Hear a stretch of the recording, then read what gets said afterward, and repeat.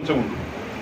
అంటే ఏదో మగవాళ్ళే మేమే మొనగాళ్ళం, ఆడవాళ్ళంతా బలహీనులు, దేనికి పనికిరారు అనే ఒక అపోహలో ఉన్నారు.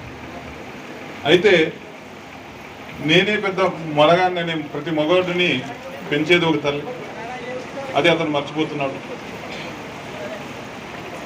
తల్లిని ఒక రకంగా, భార్యను ఒక రకంగా తీసుకున్నాం, చెల్లిని ఒక రకంగా, ఒక్కొక్కరిని ఒక్కొక్క రకంగా చూస్తున్నారు. కానీ ఎప్పుడు కూడా ఒక పురుషుడు, ఒక మగవాడు ముందుకు సాగాలంటే స్త్రీ అండ అనేది ఖచ్చితంగా కావాలి. అయితే కొంతమంది వెధవలు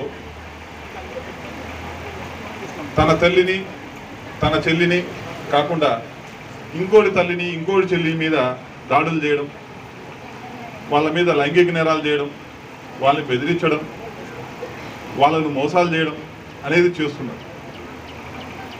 వాడు ఆ ఇతర స్త్రీల మీద వాడు చేసే దారుణాలు మన సొంత ఇంట్లో మన చెల్లి మీద, మన అక్క మీద, మన తల్లి మీద జరిగితే ఎలా ఉంటుందిరా అని చెప్పి వాడు ఆలోచించట్లేదు. ఆలోచించకుండా దారుణాలు ఒడిగొడుతున్నారు.